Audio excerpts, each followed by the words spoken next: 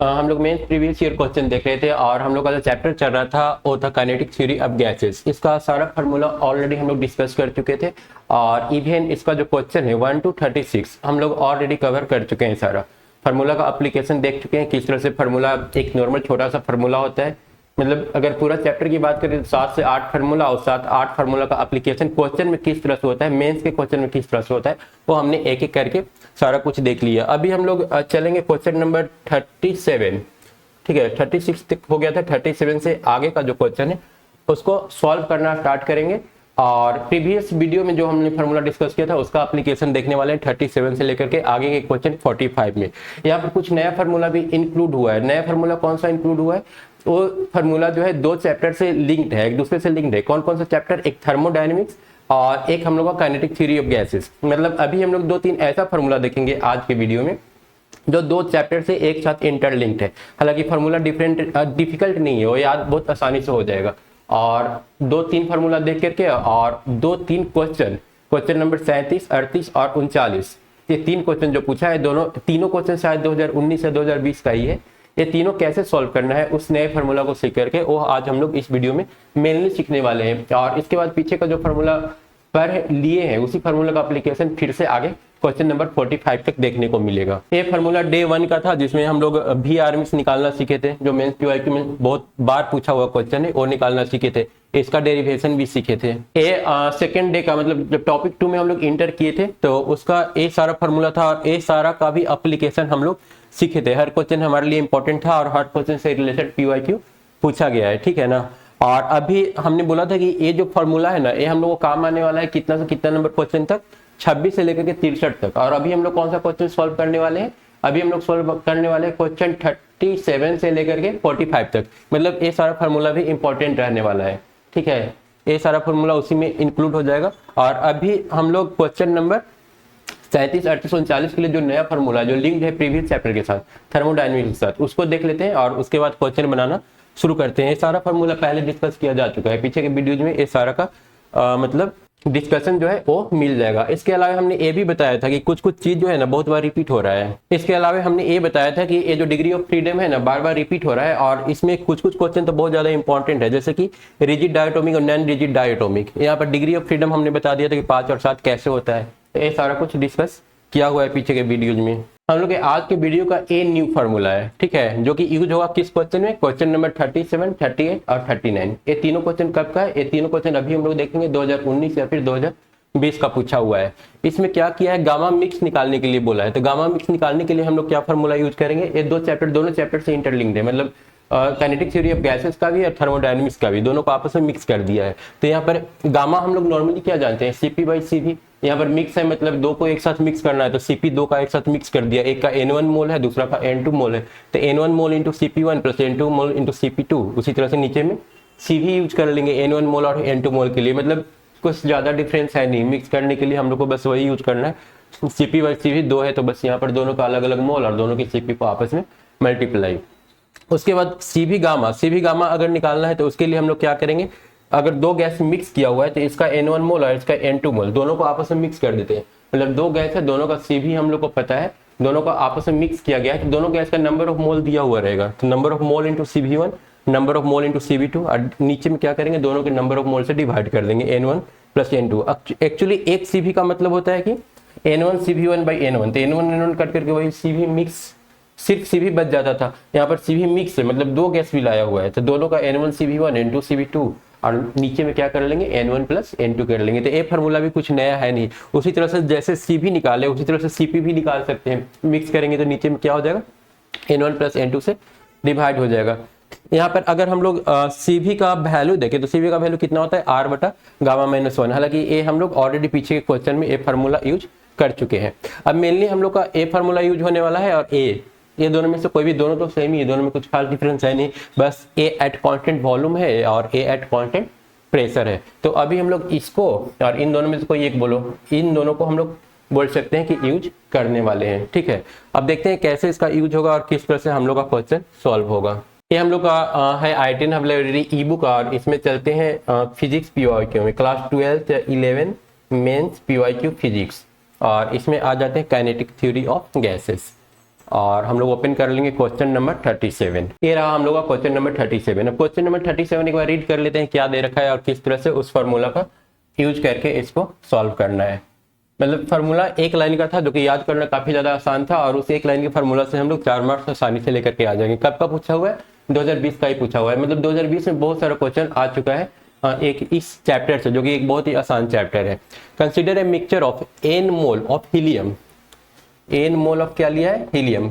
मतलब हम लोग क्या दे दिया? n1 दे दिया और यहाँ पर हम लोग बोल सकते हैं इससे हम लोग Cp भी निकाल सकते हैं और Cv भी निकाल सकते हैं। एक तरह से बोले तो गामा भी निकाल सकते हैं। गामा बराबर क्या होता है? Cp/Cv। और हीलियम के लिए अगर Cv निकालना चाहे तो क्या होगा? Cv का फार्मूला हम लोग पढ़े थे FR/2। प्रीवियस जो क्वेश्चन सॉल्व कर रहे थे प्रीवियस वाला वीडियो में, वहां पर हमने ये फार्मूला यूज भी किया था और दिखाया भी था कि ये फार्मूला ऐसा है। हीलियम क्या हो जाएगा? मोनोएटॉमिक। मोनोएटॉमिक के लिए F का वैल्यू 3R/2 और अगर हम लोग Cp निकालेंगे तो Cp-Cv R होता है। फार्मूला भी हम लोग सीख चुके हैं, Cp-Cv = R। तो यहाँ से अगर हम लोग Cp निकालना चाहेंगे तो Cp बराबर क्या हो जाएगा? R+Cv। तो यहाँ पर कर लेंगे R+3R/2। तो कितना आ जाएगा? 2 और 3 5R/2। तो यहाँ से गामा का वैल्यू कितना मिल जाएगा? गामा अगर हम लोग निकालने जाएंगे तो Cp/Cv 5/3 सारा कुछ कैंसिल होकर के आ जाएगा 5/3। हालांकि ये सब इंफॉर्मेशन ना भी दिया रहे ना तो भी हम लोग गामा निकाल सकते हैं। गामा का हम लोग एक और फार्मूला पढ़े थे। क्या पढ़े थे? 1+2/f। और मोनोएटॉमिक गैस के लिए 1+2/f का वैल्यू कितना होता है? 3 होता है। तो ये आ गया 5/3। तो अगर चाहे तो हम लोग ऐसे भी निकाल सकते हैं या फिर डायरेक्ट भी निकाल सकते हैं। उसी तरह से सेकेंड वाला दे रखा है 2n नंबर ऑफ मोल दे रखा है ऑक्सीजन गैस का 2n, और एक क्या है? डायटोमिक गैस है ऑक्सीजन। इसके लिए अगर हम लोग गामा निकालने जाएंगे तो कितना आ जाएगा? गामा 2 = इसको गामा 1 बोल देते हैं। गामा 2 हम लोग का हो जाएगा 1+2/f। इसका डायरेक्ट ही निकाल लेते हैं, कलर भी चेंज कर लेते हैं ताकि कंफ्यूजन ना रहे। यहाँ पर 1+2/f, तो 1+2/, डायटोमिक गैस के लिए हम लोग कितना यूज करते हैं? 5 यूज करते हैं। तो 5 और 2 7/5। ये हो जाएगा इसका गामा सेकेंड वाला का। आगे क्या पूछ रहा है? N1 N2 सब कुछ पता है। N1 + N2 अगर कोई निकालने के लिए बोलेगा तो N1 + N2 number of mole कितना हो जाएगा? दोनों को ऐड करेंगे तो पहला वाला का N मोल और दूसरा वाला का 2N मोल, टोटल मिला करके 3N मोल है। टोटल नंबर ऑफ मोल हम लोग को पता है। तो पूछ रहा है कि इट्स Cp/Cv, Cp/Cv का रेशियो क्या होगा? हम लोग को निकालना है Cp/Cv का रेशियो, एक तरह से गामा मिक्स। और गामा मिक्स के लिए हम लोग फार्मूला क्या पढ़े थे? अभी हम लोग पढ़े थे N1 Cp1 + N2 Cp2 बटा N1 Cv1 + N2 Cv2। अब सारा वैल्यू हम लोग इसमें पुट कर देंगे। तो N1 का वैल्यू हम लोग का कितना है? N1 का वैल्यू N है, तो N। Cp1 का वैल्यू कितना है? Cp1 का वैल्यू 5R/2 है। ये हो जाएगा 5R/2 प्लस N2 का वैल्यू 2N। और इसके लिए Cp का वैल्यू सेकेंड वाला का कितना आया था? Cp का वैल्यू हम लोग निकाले नहीं है, यहाँ पर Cp निकाल लेते हैं सेकेंड वाला का भी। सेकेंड वाला का Cp कितना हो जाएगा? R+Cv। Cv बराबर FR/2।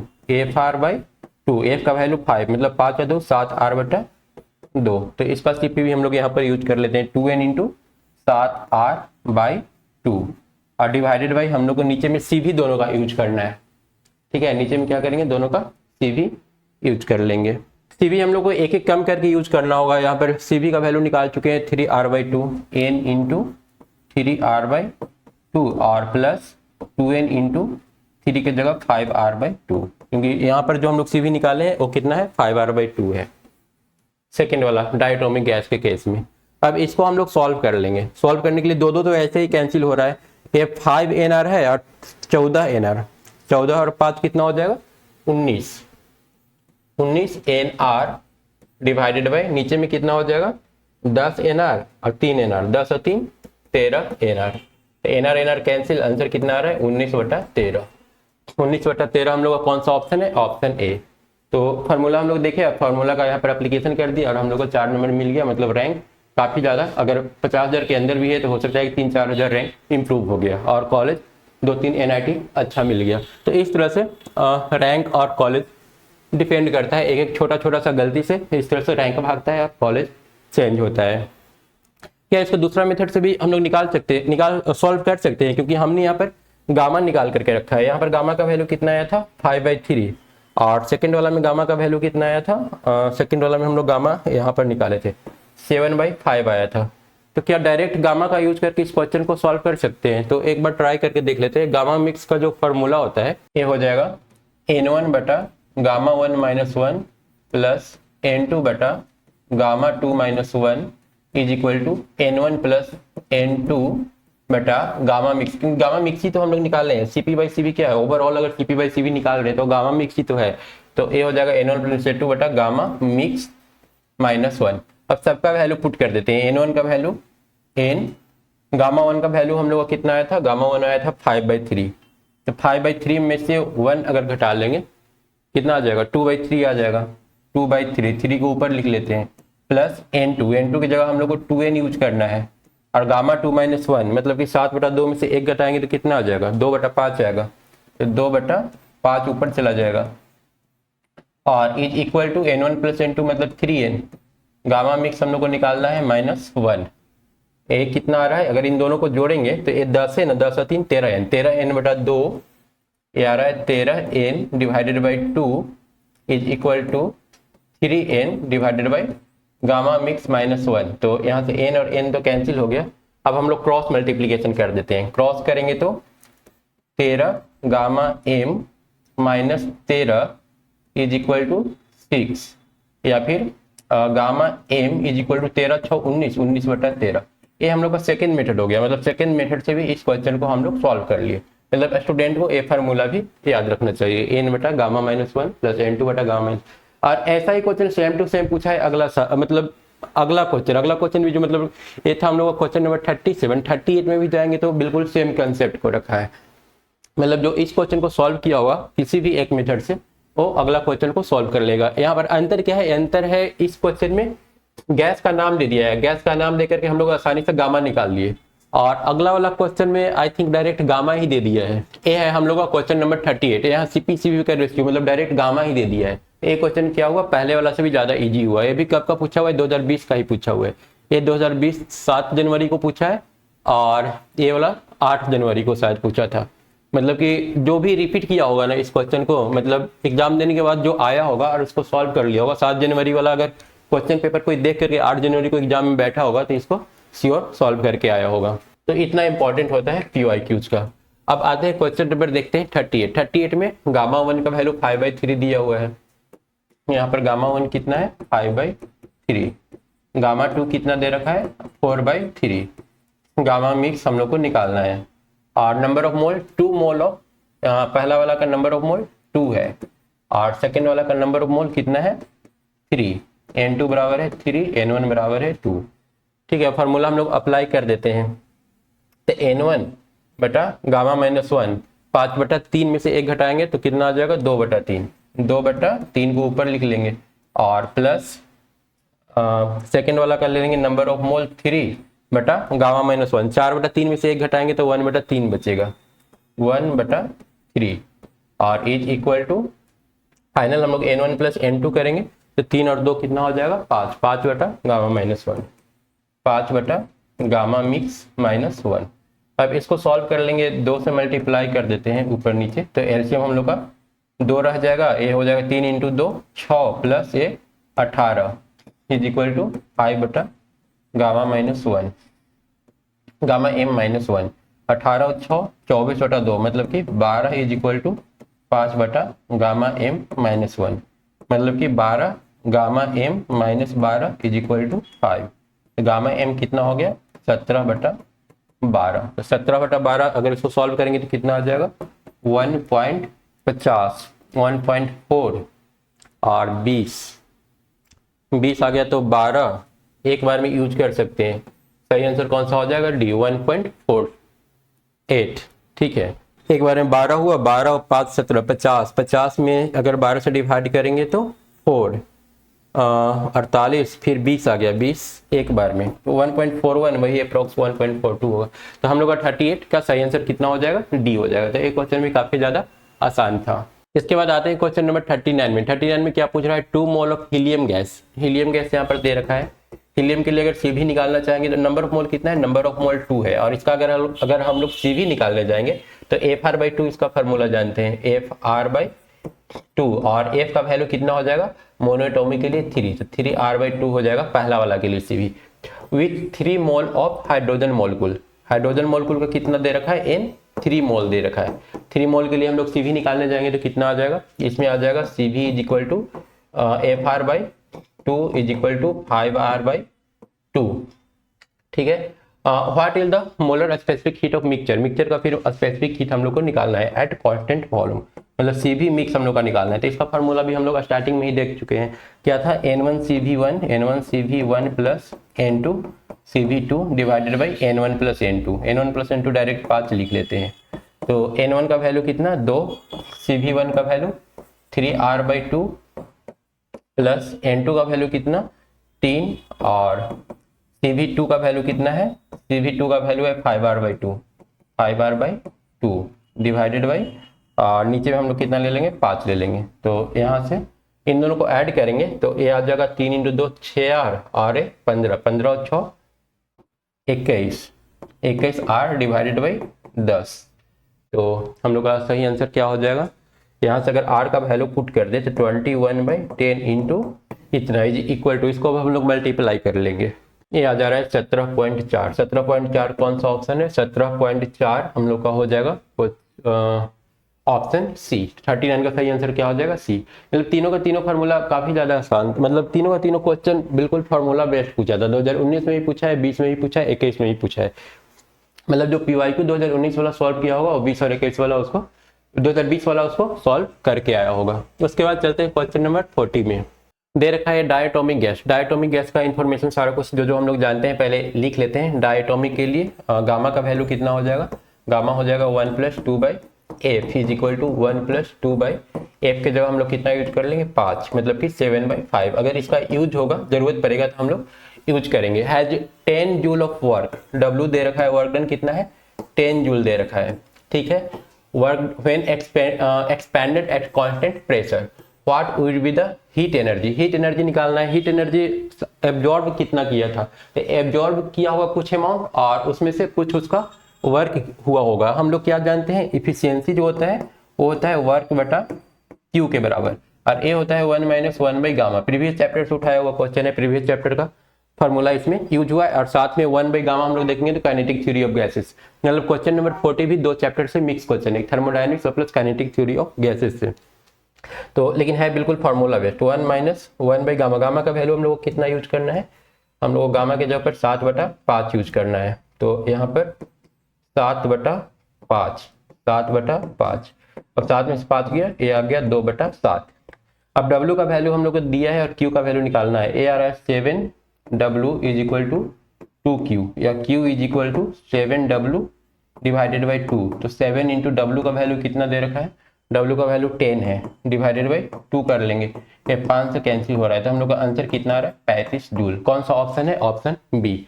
मतलब 40 नंबर क्वेश्चन में बिल्कुल क्या था, फार्मूला बेस्ड क्वेश्चन था। इसके बाद आते हैं क्वेश्चन नंबर 41 में। इसमें दे रखा है इतना मीटर क्यूब वॉल्यूम, वॉल्यूम का वैल्यू दे रखा है, वॉल्यूम हम लोग यहाँ पर नोट कर लेते हैं। ये है 25 × 10⁻³ मीटर क्यूब। मीटर क्यूब ऐसा यूनिट में है तो उसको रहने देते हैं। Is filled with 1 mole of oxygen, number of mole कितना है, नंबर ऑफ मोल 1 है, और टेम्परेचर कितना दे रखा है 300 kelvin. The molecular diameter, diameter दिया है, मतलब VR में हम लोग को कहीं ना कहीं जरूरत पड़ेगा इसमें, क्योंकि डायमीटर तभी देता है काइनेटिक थ्योरी के गैसेस में जब हम लोग को VRMS निकालना होता है। VRMS का फॉर्मूला क्या था, ये था √3RT/m, 3RT/m। m क्या होता था, मोलर मास होता था। मोलर मास हम लोग निकाल लेंगे क्योंकि यहाँ पर ऑक्सीजन दिया हुआ है, मतलब T भी पता है, मोलर मास भी पता है। अगर V निकालना रहा तब तो हम लोग आसानी से यहाँ पर ही निकाल लेंगे। And its root mean square speed is found to be 0.3 nanometre are found. यहाँ पर दिया है द मोलिकुलर डायमीटर, मतलब डायमीटर का वैल्यू कितना है, डायमीटर यहाँ पर लिख लेते हैं, ये 0.3 × 10⁻⁹ मीटर हो जाएगा अगर मीटर में कन्वर्ट करेंगे तो। और VRMS का वैल्यू कितना है 200 मीटर पर second. VRMS is equal to 200 metre पर सेकेंड। डायमीटर क्यों दिया है, डायमीटर जब दिया हुआ रहता है तो हम लोग को लैम्डा में इसका जरूरत पड़ता है। अगर लैम्डा निकालना हो ना तो वहां पर हम लोग डायमीटर यूज करते हैं, तो हो सकता है कि लैम्डा का जरूरत इसमें पड़ेगा। तो लैम्डा का फार्मूला हम लोग लिख लेते हैं 1/√2 पाई डी स्क्वायर इंटू एन। यहाँ पर हम लोग का डी यूज हो जाता है, डायमीटर का वैल्यू। ठीक है, दोनों फार्मूला हम लोग नोट कर लिए। आगे क्या दे रखा है, what is the average collision rate. Average collision rate मतलब 1/टाउ। ठीक है, 1 सेकंड में कितना कोलिजन हो रहा है, फ्रीक्वेंसी एक तरह से हम लोग को निकालने के लिए बोल रहा है। पहले का जितना क्वेश्चन पूछा था उसमें टाइम निकालने के लिए देता था। ठीक है, यहाँ पर जस्ट उल्टा कर दिया है, 1/t फ्रीक्वेंसी निकालने के लिए दे दिया है। तो अगर टाइम निकालना आता है तो 1/t करके फ्रीक्वेंसी हम लोग निकाल ही लेंगे। तो यहाँ पर यूज कर लेते हैं t इज इक्वल टू कितना हो जाएगा, डिस्टेंस मतलब लैम्डा बाई VRMS, या फिर 1/t यूज करेंगे तो ये हो जाएगा VRMS बाई लैम्डा। अब हम लोग क्या करेंगे, यहाँ पर सारा वैल्यू पुट कर लेंगे। VRMS का वैल्यू कितना दे रखा है, VRMS हम ऑलरेडी लिख चुके हैं 200 गिवन है। ठीक है, मतलब इसका हम लोग को जरूरत पड़ा ही नहीं। उसके बाद डिवाइडेड बाई लैम्डा। लैम्डा के लिए हम लोग को 1/2 सारा का सारा ऊपर चला आएगा, इतना इंटू √2 इंटू 3.14 इंटू डायमीटर कितना है 0.3 इंटू 10⁻⁻⁹ इसका होल स्क्वायर करना है, पाई डी स्क्वायर इंटू एन होता है number of मोलकुल per unit volume.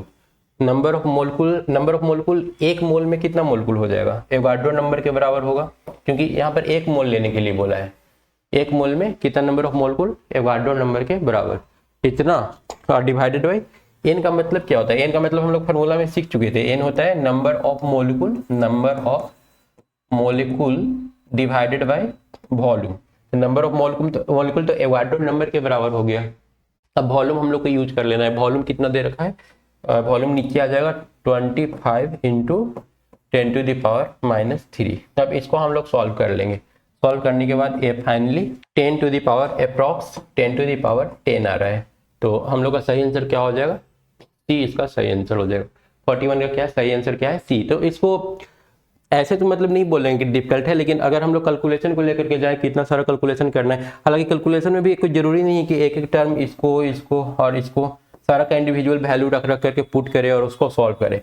अगर सिर्फ हम लोग पावर वाला का कैलकुलेशन कर देना तो भी हम लोग का, क्योंकि यहाँ पर अप्रॉक्स आंसर चूज करने बोला है, अप्रॉक्स हम लोग का आ ही जाएगा। तो कैलकुलेशन के चलते बोल सकते हैं कि ये मीडियम लेवल का क्वेश्चन होगा, नहीं तो फिर हम लोग इसको ईजी में ही डाल करके चलेंगे। तो ये था हम लोग का 2019 का ही पूछा हुआ क्वेश्चन नंबर 41। उसके बाद आते हैं क्वेश्चन नंबर 42 में। क्वेश्चन नंबर 42 क्या दे रखा है, when heat Q is supplied to a diatomic. Diatomic के लिए जो इन्फॉर्मेशन हम लोग को पता है वो लिख लेते हैं। डायटोमिक के लिए हम लोग गामा जानते हैं, गामा बराबर कितना होता है 1 + 2/f। डायटोमिक के लिए f का वैल्यू 5 मतलब कि 7/5। ठीक है, when heat Q is supplied to a diatomic gas of rigid molecule at constant volume. इसके लिए अगर हम लोग CV निकालना जाएंगे तो कांस्टेंट वॉल्यूम पर CV का वैल्यू कितना हो जाएगा, CV हो जाता है FR/2 के बराबर, FR/2। और F की जगह हम लोग अगर डायटोमिक है तो 5 यूज करेंगे, 5R/2। Q निकालेंगे तो Q कितना हो जाएगा, Q हो जाएगा NCV इंटू ΔT के बराबर। मतलब कि A एट कांस्टेंट वॉल्यूम पर Q निकालने जाएंगे। हालांकि कांस्टेंट वॉल्यूम पर Q का वैल्यू Q ही दे रखा है तो Q ही रहने देते हैं, और N को N रहने देते हैं। CV का वैल्यू कितना ले लेंगे 5R/2 और उसके बाद ΔT। आगे क्या बोल करके रखा है, the heat required to produce the same change at constant pressure. तो कांस्टेंट प्रेशर पर फिर वहां पर कंसेप्ट Cp का आ जाएगा, मतलब वहां पर Q इज इक्वल टू क्या होगा NCP इंटू ΔT।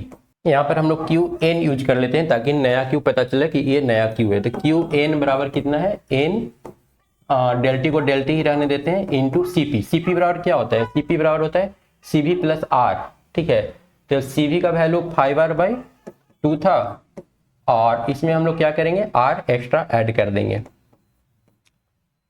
तो A हो जाएगा टोटल। इसको अगर मल्टीप्लाई करें तो 5R/2 into N into ΔT और plus R into N into ΔT।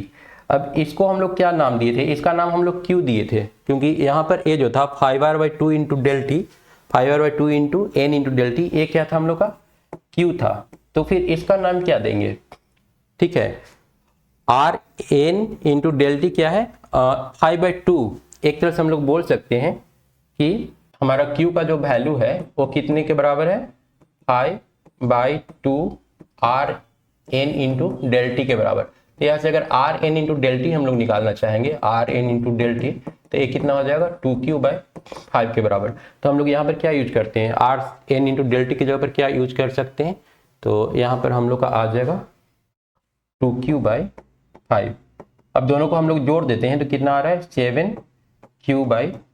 तो हम लोग का सही आंसर कितना हो जाएगा 7Q/5, मतलब कि सी इसका सही आंसर हो जाएगा। तो ये था 42 का कंसेप्ट।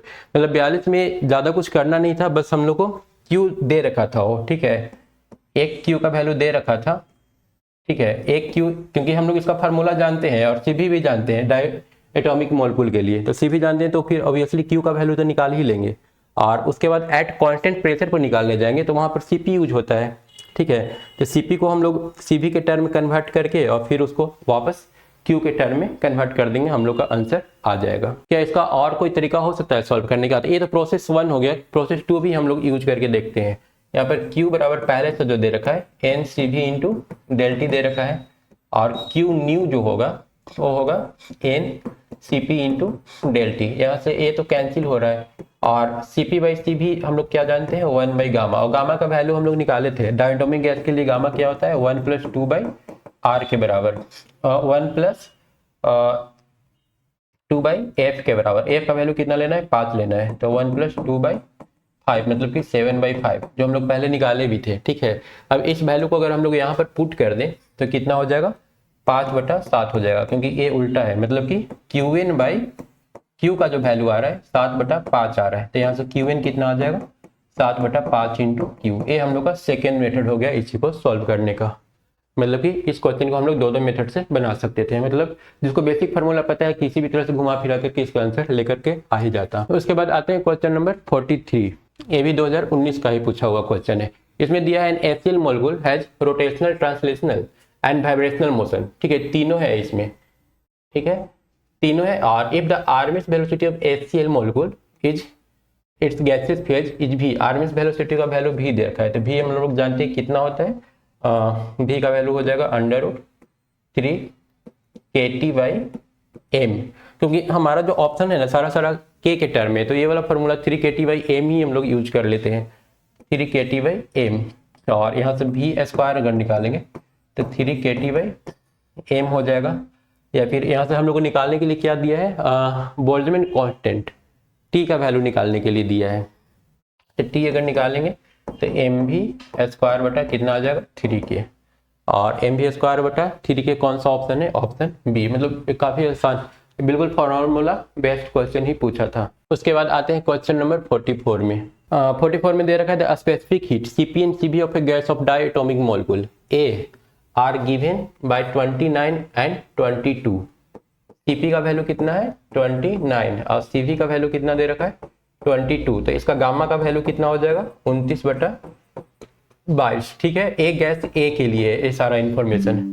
और उसके बाद आगे दे रखा है another gas of diatomic molecule B has the corresponding value 30 और 21। अगला के लिए Cp 30 और Cv कितना दे रखा है 21 दे रखा है, तो इसका गामा कितना हो जाएगा 30/21। अच्छा, दोनों का दोनों डायटोमिक है, ठीक है ना, दोनों का दोनों डायटोमिक है, फिर दोनों का गामा अलग अलग क्यों है? गामा अलग होने के पीछे रीजन हो सकता है वाइब्रेशनल मोड जो इसका होगा ना वो एक में प्रेजेंट होगा और दूसरा में प्रेजेंट नहीं होगा, क्योंकि हम लोग का जो डिग्री ऑफ फ्रीडम है ना 3 चीज से मिलकर के बना होता है, ट्रांसलेशनल, रोटेशनल और साथ में वाइब्रेशनल। हो सकता है किसी एक में सिर्फ ट्रांसलेशनल और रोटेशनल होगा। अच्छा, गामा का एग्जैक्ट फार्मूला क्या है? गामा का फार्मूला है 1+2/f, ठीक है। और f किसका ज्यादा होता है? f ज्यादा होता है जिसमें वाइब्रेशन भी प्रेजेंट हो, ठीक है। f किसका डिग्री ऑफ फ्रीडम किसका ज्यादा होगा? जिसमें वाइब्रेशन प्रेजेंट हो, ठीक है। वाइब्रेशन प्रेजेंट हो मतलब कि नॉन रिजिड हो, या फिर वाइब्रेशन ही लिख देते हैं और इसमें नॉन वाइब्रेशन लिख देते हैं, ठीक है। जिस वाइब्रेशन वाला का डिग्री ऑफ फ्रीडम हमेशा ज्यादा होगा, का डिग्री ऑफ फ्रीडम ज्यादा होगा तो उसका गामा क्या हो जाएगा? कम होगा। वाइब्रेशन वाला का गामा कम होगा कंपेयर टू नॉन वाइब्रेशन, ठीक है। तो हम लोग को बस चेक कर लेना है किसका गामा कम है। तो अगर इसको डिवाइड कर लेते हैं 29/22 तो कितना आ जाएगा? ये आ रहा है 1.32 और ये आ रहा है 1.4, कम किसका है, इसका कम है, मतलब ए का कम है, ठीक है। तो ए का कम है तो ए वाला में वाइब्रेशन होगा, बी वाला में वाइब्रेशन नहीं होगा। ए वाला में क्या होगा, vibration. A has vibration mode but B has none. सही आंसर कौन सा हो जाएगा, बी। ऑप्शन ए दिया है ए इज रिजिड, जिसमें रिजिड होता है उसमें वाइब्रेशन नहीं होता है, मतलब ए नॉन रिजिड होगा। A has one vibration mode and B has two, तो ए हम लोग नहीं बोलेंगे, बोथ है नहीं वाइब्रेशन, ये दोनों गलत हो गए। हम लोग का सही आंसर कौन सा हो रहा है, सही आंसर बी हो रहा है, 44 का बी इसका सही आंसर। हम लोग चाहे तो एग्जैक्ट वैल्यू निकाल के भी चेक कर सकते हैं कि गामा का वैल्यू कितना आ रहा है या किसके साथ मैच कर रहा है, क्योंकि जिसमें वाइब्रेशन 2 होता है उसमें एफ का वैल्यू कितना हो जाता है, 7 हो जाता है, और नॉर्मल कोर्स में विदाउट वाइब्रेशन वाला में एफ का वैल्यू कितना होता है, 5 होता है। और यहाँ गामा पता है तो हम लोग एफ का वैल्यू आसानी से निकाल सकते हैं। उसके बाद आते हैं क्वेश्चन नंबर 45 में। 45 दे रखा है an ideal gas occupy a volume, volume दे रखा है, वॉल्यूम नोट कर लेते हैं। वी का वैल्यू कितना है, 2 मीटर क्यूब। एट ए प्रेशर, प्रेशर भी नोट कर लेते हैं, 3 × 10⁶। द एनर्जी, एनर्जी का फॉर्मूला क्या होता है, 3/2 × nr/t। ये हम लोग को निकालना है, और इसमें f भी होगा, f/2 हम लोग बोलेंगे, f/2 × nr/t, ये हम लोग का फॉर्मूला है। और हम लोग इसको पता करने के लिए क्या करेंगे, आइडियल गैस ऑफ वॉल्यूम इतना एंड प्रेशर इतना, एनर्जी ऑफ द गैस। यहाँ पर क्या क्वेश्चन में क्लियर नहीं किया है, क्वेश्चन में एक क्लियर नहीं किया कि ये मोनोएटॉमिक है या फिर डायटोमिक है, तो हम ऐसे केस में मोनोएटॉमिक कंसीडर करके पहले सॉल्व करके देख लेते हैं। और इसमें हम लोग अगर नंबर ऑफ मोल 1 ले लेते हैं तो ये हो जाएगा 3/2 मोनोएटॉमिक के लिए, और R का वैल्यू 8.3, और या फिर ऐसा कर लेते हैं nRT बराबर हम लोग PV जानते हैं, PV is equal to nR/T, तो ये हो जाएगा 3/2 × PV, ठीक है। मोनोएटॉमिक एज्यूम करके क्वेश्चन को सॉल्व कर लेते हैं, और ये हो जाएगा 3/2 × PV का वैल्यू कितना है, P का वैल्यू है 3 × 10⁶, और वॉल्यूम का वैल्यू कितना दिया है, 2 मीटर क्यूब दिया हुआ है। सॉल्व करते हैं तो ये आ रहा है 9 × 10⁶, और 9 × 10⁶ कौन सा ऑप्शन है, ऑप्शन ए। और अगर इसको हम लोग डाई एटॉमिक एज्यूम करते तो फिर यहाँ पर 5 आता, ठीक है, ए वैल्यू 5 आता, 5 × 3 15, वैसा कोई ऑप्शन है नहीं, मतलब श्योर हम लोग को मोनो एटॉमिक मान करके ही इस क्वेश्चन को सॉल्व कर लेना है, ठीक है। तो ये था हम लोग का क्वेश्चन नंबर 37 to 45। और हम लोग देख रहे हैं कुछ भी नया नहीं मिला, जो प्रीवियस के 2 वीडियो में जो हम लोग क्वेश्चन सॉल्व किए थे उसी टाइप का क्वेश्चन इधर भी प्रेजेंट है, मतलब ये भी प्रूव करता है कि सारा क्वेश्चन PYQ से ही रिलेटेड रहता है। जिसका PYQ पर कमांड है वो आसानी से 50% से ऊपर मेंस में क्वेश्चन सॉल्व करके आ जाएगा। तो ये था हम लोग का वीडियो, उसके बाद फिर नेक्स्ट क्लास में देखते हैं आगे का।